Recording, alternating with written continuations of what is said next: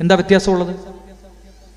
ആവിഷ്കാര സ്വാതന്ത്ര്യത്തിന്റെ പേരിൽ എനിക്ക് ഇവിടെ നിന്നുകൊണ്ട് ഈ രാജ്യത്തിന്റെ പ്രധാനമന്ത്രി ഈ രാജ്യത്തോട് നുണ പറയുന്നു, അതുകൊണ്ട് ഈ രാജ്യത്തിന്റെ പ്രധാനമന്ത്രി നുണയനാണ് എന്ന് പറയാനുള്ള ആവിഷ്കാര സ്വാതന്ത്ര്യമുണ്ട്.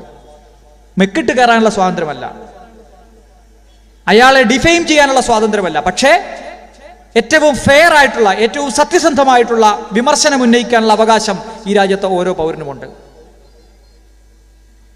ഇതെല്ലാം ഈ ഭരണഘടന മുന്നോട്ട് വയ്ക്കുന്ന സമത്വത്തിന്റെയും സാഹോദര്യത്തിന്റെയും മൂല്യങ്ങളാണ്.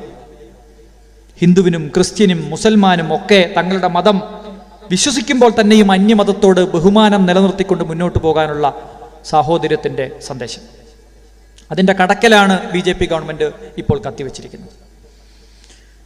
അതുകൊണ്ടാണ് ഈ രാജ്യത്ത് CAA പാസ്സായപ്പോൾ ഇത് മതേതരത്വത്തിന്റെ ലംഘനമാണ്, ആർട്ടിക്കിൾ 14 മനുഷ്യർ എല്ലാവരും ഈ നാട്ടിലെ നിയമത്തിന്റെ മുമ്പിൽ തുല്യരാണ് എന്ന് പറയുന്നതിനെതിരാണ് എന്ന് പറഞ്ഞത്.